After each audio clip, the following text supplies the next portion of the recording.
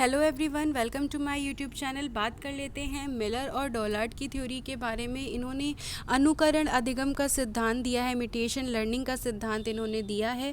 1941 में इनकी जो प्रकाशित बुक थी सोशल लर्निंग एंड इमिटेशन, उसमें इन्होंने ऑब्जर्वेशनल लर्निंग या अनुकरणात्मक जो व्यवहार होता है उसके बारे में सीखने की ओर ध्यान आकर्षित किया। ठीक है, इन्होंने ये कहा कि जो पशु पंक्षी होते हैं वो कम सक्रिय होते हैं, कम सक्षम होते हैं, इसीलिए वो दो चार बार के अवलोकन से नहीं सीख पाते हैं। लेकिन जो मनुष्य होते हैं वो क्योंकि सक्षम होते हैं और सक्रिय होते हैं, तो वो दो चार बार के अवलोकन से, या कई बार होता है कि एक ही बार ऑब्जर्व करते हैं और वो चीज़ें सीख लेते हैं।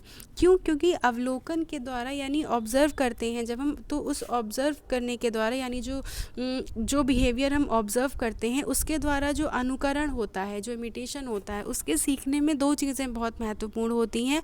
वो होती है मानसिक प्रक्रिया और दूसरी होती है आवृत्ति। तो मनुष्य जो होते हैं वो ज़्यादा सक्रिय होते हैं, उनकी जो मानसिक प्रक्रिया होती है वो मानसिक स्तर से ज़्यादा सक्षम होते हैं, इसलिए वो अवलोकन करते ही एक ही बार देखते हैं, ऑब्ज़र्व करते हैं और जल्दी से जल्दी उसको सीख लेते हैं। अब इन्होंने ये किस बेसिस पे कहा? उन्होंने जो थॉर्नडाइक की थ्योरी थी, ठीक है, किस पर उन्होंने एक्सपेरिमेंट किया था? बिल्ली पर एक्सपेरिमेंट किया था। तो जब उन्होंने बिल्ली को एक बॉक्स में बंद किया था तो साथ ही उन्होंने एक दूसरी बिल्ली को एक दूसरे पिंजरे में बंद कर दिया था। तो जो पहली बिल्ली थी वो तो ट्रायल और एरर के मेथड से जो है वो बाहर आना सीख गई थी, है ना, उसने बाहर आना सीख लिया था और उसे भोजन मिल जा रहा था। और जो बिल्ली दूसरे पिंजरे में थी वो उस बिल्ली को देख रही थी, कॉन्टीन्यूअस वो उस बिल्ली का जो बिहेवियर है उसको ऑब्जर्व कर रही थी, लेकिन स्टिल वो बिल्ली अपने बक्से से बाहर आने में असमर्थ रही। मतलब वो उसका बिहेवियर तो ऑब्ज़र्व कर रही थी पर वो उसको अनुकरण करके नहीं सीख पाई। ठीक है, तो अनुकरण करके जो दूसरी बिल्ली थी वो बाहर आने में असमर्थ रही, ये इनका कहना था। इनके अनुसार जो अनुकरण बिहेवियर है, जो अनुकरणात्मक व्यवहार है, उसको 3 भागों में विभक्त किया गया है। पहला क्या है? समान व्यवहार, सेम बिहेवियर। सेम बिहेवियर आपको नाम से ही क्लियर हो रहा है कि यदि कोई व्यक्ति अपने पूर्व अनुभवों के आधार पर नवीन परंतु समान प्रकार की परिस्थिति में पूर्व ढंग से व्यवहार करता है, जैसा मैंने कल व्यवहार किया था वैसा ही आज किया, या जैसा मैंने कल की सिचुएशन में व्यवहार किया था वैसे ही आज किया। ठीक है, जैसे जब व्यक्ति आग से जल जाता है तो उसके सामने कभी भी कोई भी ऐसी सिचुएशन आती है जहाँ पर आग लग जाती है या फिर उसके सामने आग होती है, तो वो उसके जलने के डर से उससे दूर ही रहता है। क्यों? क्योंकि उसका एक्सपीरियंस है उस चीज़ में, उसको पता है कि भाई पूर्व अनुभव के आधार पर उसको पता है कि पिछली बार जो है वो क्या हुआ था, तो उसने अपने पूर्व अनुभव के आधार पर जैसा व्यवहार तब किया था एग्जैक्टली वैसा ही व्यवहार किया। जबकि आज जो है वो आग उससे बहुत दूरी पर है, बहुत दूर लगी हुई है कहीं जो है, लेकिन स्टिल उसका जो बिहेवियर है वो बिल्कुल वैसा ही था जैसा पहले था। सेम बिहेवियर, समान बिहेवियर। ठीक। दूसरा क्या है? प्रतिलिपि। प्रतिलिपि मतलब कॉपी करना, फोटो कॉपी कराते हैं, प्रतिलिपि कराते हैं, वही चीज़ हो गई कॉपीइंग बिहेवियर। जब कोई व्यक्ति किसी अन्य व्यक्ति के व्यवहार से निर्देशित होता है तो इसे कॉपीइंग बिहेवियर कहा जाता है, क्योंकि इस तरीके के जो व्यवहार हैं उसमें व्यक्ति एक तरह से पुनर्बलित होता है। ठीक है, और व्यक्ति इसे बहुत ही जल्दी सीख लेता है। जैसे शिक्षक जब क्लास में किसी बच्चे का उच्चारण ठीक करा रहा था तो जो अन्य छात्र थे उन्होंने भी सही उच्चारण करना सीख लिया। क्यों? क्योंकि वो मोटिवेटेड हुए, है ना। कई बार होता है कि हम देखते हैं कि भैया जो हैं हमारे, वो ऐसे इस तरीके से चीज़ें करते हैं तो मम्मी पापा उनको बहुत अप्रिशिएट करते हैं। ठीक है, तो हमने क्या किया कि अपना जो भाई जिस तरीके से बिहेवियर करता है या जो जिस तरीके से भी वो चीज़ें करता है वो हमने सीख ली। क्यों सीख ली? ताकि हमको भी हमारे मम्मी पापा अप्रिशिएट करें, है ना। तो ये क्या किया? हमने कॉपी किया। ठीक, तो व्यक्ति के द्वारा किसी दूसरे को देखकर जो हम उसका बिहेवियर कॉपी कर लेते हैं, हम अपने जो आइडियल्स होते हैं जिनको हम अपने मॉडल मानते हैं, अपनी लाइफ का मॉडल के बारे में किसने बात की है? जिनको हम अपनी लाइफ का मॉडल मानते हैं। आप खुद सोचिएगा, अभी आपने थ्योरी पढ़ी है जिसमें हमने आपको बताया था, ऑब्जर्वेशनल लर्निंग के बारे में बात की थी उन्होंने, और आइकन्स भी बताए थे। ठीक, तो उन्होंने क्या बताया था? मॉडल के बारे में बताया था। हम खुद ही बता देते हैं आपको। बेंडूरा की थ्योरी में हमने आपके सामने बात की थी कि मॉडल्स होते हैं। मॉडल का प्रोसेस क्या बताया था? अटेंशन, होता है, रिटेंशन होता है, रिप्रोडक्शन होता है और लास्ट में क्या होता है, मोटिवेशन होता है। यानी जो हमारे सामने जो हमारे मॉडल्स होते हैं, हम उनके व्यवहार को क्या करते हैं, ध्यानपूर्वक देखते हैं, धारण करते हैं, उसको क्रिया में बदलते हैं और उसके अकॉर्डिंग हमें मोटिवेशन किस प्रकार का पॉजिटिव है, रीइंफोर्समेंट, नेगेटिव रीइंफोर्समेंट है, वो मिलता है। तो ये हम उसके बिहेवियर को क्या कर रहे हैं, कॉपी कर लेते हैं। तो वो क्या हो गया, कॉपीइंग बिहेवियर हो गया। अब क्या है, सम्मिलित आश्रित व्यवहार। जो सम्मिलित आश्रित व्यवहार है वो मैच्ड डिपेंडेंट बिहेवियर। ये क्या बिहेवियर है कि जब हम किसी दूसरे व्यक्ति के किसी व्यवहार का अनुकरण करके किसी अन्य व्यवहार को करना सीख लेते हैं। जब कोई व्यक्ति किसी दूसरे व्यक्ति के किसी व्यवहार का अनुकरण करके किसी अन्य व्यवहार को करना सीख लेता है, जैसे कि इन्होंने एग्जाम्पल दिया है कि बालक द्वारा घर पर आए मेहमान को आदरपूर्वक नमस्कार करने के उपरांत यदि मेहमान द्वारा उसकी प्रशंसा की जाती है। जैसे कि हमारे घर में कोई आता है तो जो बच्चा होता है, जो छोटा बच्चा होता है, तो हम लोग उसको कहते हैं नमस्ते करो अंकल को, नमस्ते करो, ठीक।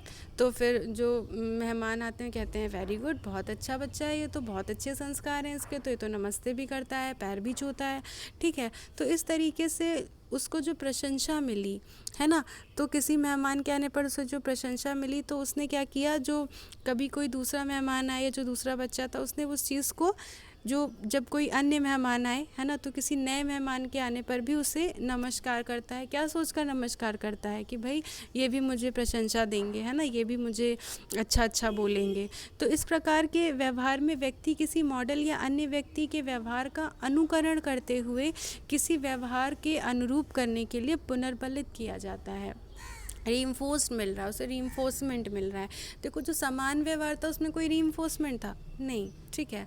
इसके बाद जो कॉपीइंग व्यवहार था, क्या इसमें कोई रीइंफोर्समेंट था, उसमें आपने कॉपी किया, ठीक है, आपने, आपका अगर उद्देश्य था कि आपको रीइंफोर्समेंट मिले वो अलग बात है, लेकिन आपने किसी के व्यवहार को कॉपी किया था, ठीक है। और आपने जब कॉपी किया था तो आपको रीइंफोर्समेंट मिला था, तभी आपने कॉपी किया। हम अच्छा बिहेवियर कॉपी करेंगे ना, बुरा बिहेवियर क्यों कॉपी करेंगे? अच्छे बिहेवियर पे रीइंफोर्समेंट मिलता है, बुरे बिहेवियर पे थोड़ी मिलता है।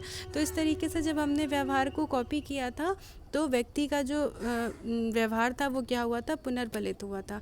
ठीक उसी तरीके से जो सम्मिलित आश्रित व्यवहार होता है वो भी इसी उद्देश्य से किया जाता है, पुनर्बलन के उद्देश्य से। या जो बच्चा होता है, जो उसका जो व्यवहार होता है, जब वो सेम अनुरूप उसी के करता है तो वो पुनर्बलित होता है, ठीक।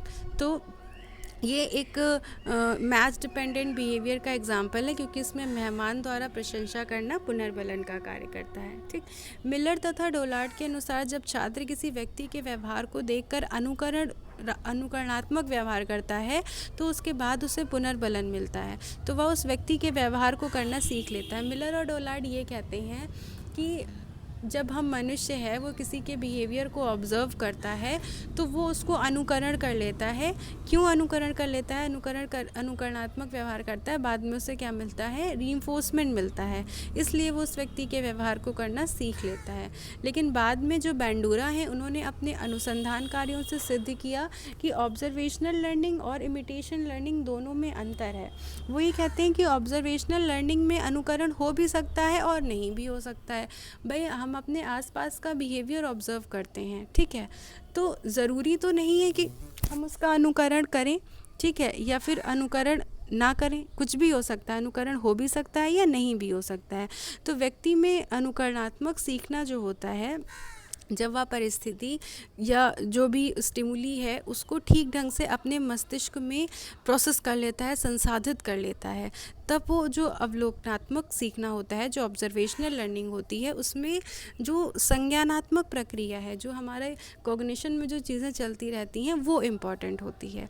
लेकिन जो अनुकरण अधिगम होता है, जो इमिटेट लर्निंग होती है, इमिटेशन लर्निंग होती है, उसमें क्या होता है, उसमें ये कहते हैं कि इस प्रक्रिया में जो कॉग्निटिव फैक्टर्स होते हैं, जो संज्ञानात्मक कारक होते हैं, उनकी कोई विशेष भूमिका नहीं होती। कई बार होता है कि बिना किसी सूझबूझ के हम किसी के व्यवहार को दोहराने की कोशिश करते हैं, है ना। ज़रूरी थोड़ी ना है कि अब जैसे कि मान लो कि कोई हमारे यहाँ, हाँ, हमारे नाना नानी आए हुए थे, वो जा रहे थे तो भैया ने उनके पैर छुए या उनको नमस्ते किया, उन्होंने उसको पैसे दिए, ठीक। तो ये हमने देखा, ठीक है, तो हमको भी क्या लगा कि नहीं हम भी करेंगे तो हमें भी पैसे मिलेंगे। तो बिना किसी सूझबूझ के किसी दूसरे के व्यवहार को जब दोहराने की कोशिश करता है, ठीक है, तो वो चीज़ हो गई। तो इसमें संज्ञानात्मक कारकों की जो कॉग्निटिव फैक्टर्स होते हैं, इनकी कोई विशेष भूमिका नहीं होती है। लेकिन जो ऑब्जर्वेशनल लर्निंग होती है, उसमें ये चीज़ होती है। जो अवलोकन हम करते हैं उसमें ये चीज़ होती है कि जो कॉग्निटिव फैक्टर होते हैं वो हमारे मस्तिष्क में चलते हैं। लेकिन इसमें अनुकरण करने में ऐसा कुछ नहीं होता। उन्होंने ये भी कहा कि अवलोकन करके सीखना, ऑब्जर्व करके सीखना किसी भी समय हो सकता है, क्योंकि इसके लिए पुनर्बलन का होना आवश्यक नहीं होता। एक छोटा बच्चा जो लेटा रहता है आपके रूम में, आप उसके सामने जो भी चीज़ें करते रहते हैं वो ऑब्जर्व करता रहता है, सीखता रहता है, तो उसको कोई पुनर्बलन का होना इसमें आवश्यक नहीं होता है। बंडोरा का ये भी मत था कि जो अवलोकनात्मक सीखना होता है उसमें बाह्य पुनर्बलन की तुलना में आंतरिक पुनर्बलन जो होता है वो महत्वपूर्ण होता है। अवलोकन करके जो सीखना होता है, ऑब्जर्व लर्निंग जो होती है, उसमें आपको एक्सटर्नल रीइंफोर्समेंट मिले ना मिले, इंटरनल रीइंफोर्समेंट महत्वपूर्ण होता है। इसका शैक्षिक निहितार्थ ये निकला कि कक्षा में शिक्षक छात्रों के लिए एक रोल मॉडल की तरह होता है। जैसा कि हमने आपको अभी बताया कि हमारा जो रोल मॉडल होता है, हम उसको ही देखकर उसके व्यवहार का अनुकरण करते हैं।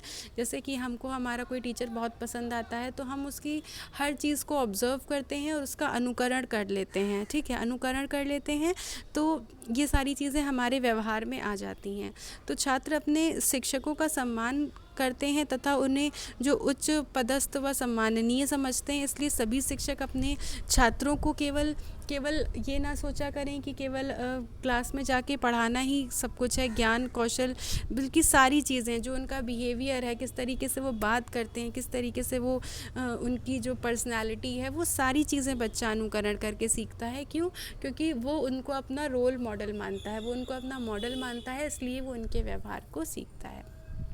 तो आई होप आपको समझ में आ गई होगी। बहुत छोटी सी थ्योरी थी, कुछ खास नहीं था। मिलर तथा डोलार्ड ने किसके बारे में बात की है? अनुकरण करने के बारे में बात की है। उन्होंने 3 तरीके के अनुकरणात्मक बिहेवियर बताए हैं, इमिटेशन बिहेवियर बताए हैं।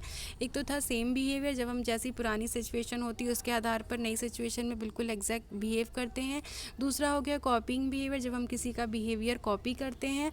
और तीसरा क्या हो गया था हमारा? मैच डिपेंडेंट बिहेवियर, जो हम अपना, जैसे कि हमने एक बार नमस्ते किया तो हमें रीइंफोर्समेंट मिला, तो हमने दोबारा कोई मेहमान आए तो फिर हमने नमस्ते किया, तो बिल्कुल मैच डिपेंडेंट बिहेवियर हो जाता है, सम्मिलित आश्रित व्यवहार हो जाता है। इसके बारे में इन्होंने बात की है।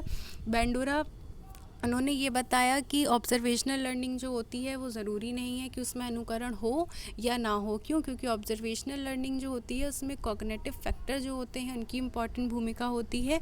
और जो मिलर है उन्होंने ये कहा कि अनुकरण में ऐसा कुछ नहीं होता है, बिना किसी सूझबूझ के व्यक्ति पुनर्बलित होने के उद्देश्य से जो चीज़ें हैं वो अनुकरण कर लेता है और उनका जो व्यवहार है वो दोहरा लेता है। ठीक, वीडियो को शेयर कर दीजिएगा, चैनल को सब्सक्राइब कर दीजिएगा ताकि आपको नेक्स्ट वीडियो का नोटिफिकेशन मिल सके। Thank you.